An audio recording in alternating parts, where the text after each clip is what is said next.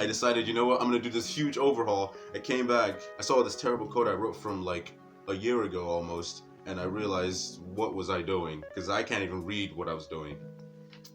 Everything was, it was terrible, okay? It was terrible, alright?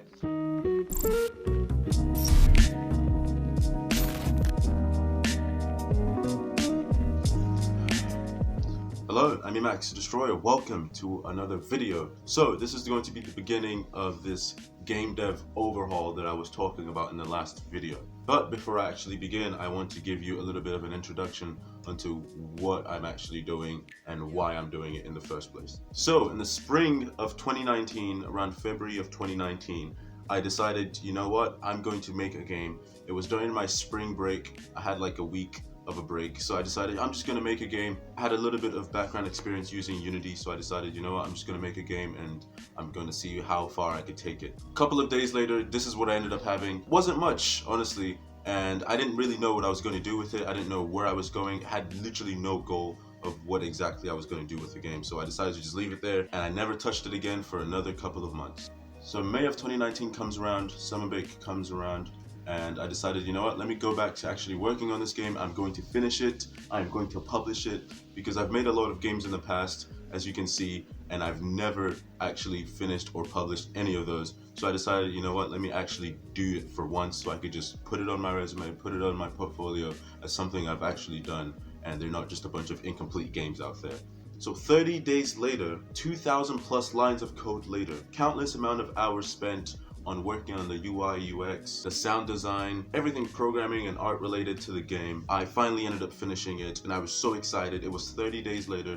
I pretty much ended up doing this within like a month or so, and I was so excited to push it out. I published it onto the Google Play early July, and turns out there was a game-breaking bug that made the game crash over and over and over and over. 2 weeks later, after spending countless amount of hours sifting through a bunch of crash codes, I literally had to take the APK file and put it on Android Studio and watch the game crash, but I had to read a bunch of code and somehow figure out what was going on. I did so much research and stuff I've never seen or done in my life before. Turned out I had some segmentation errors within the game.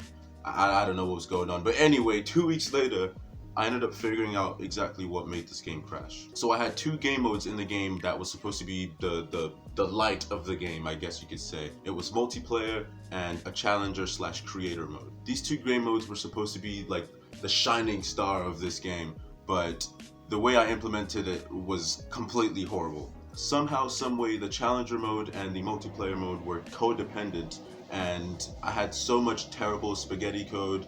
I couldn't really figure out how to fix the bug. So I decided, you know what, here's an easy fix.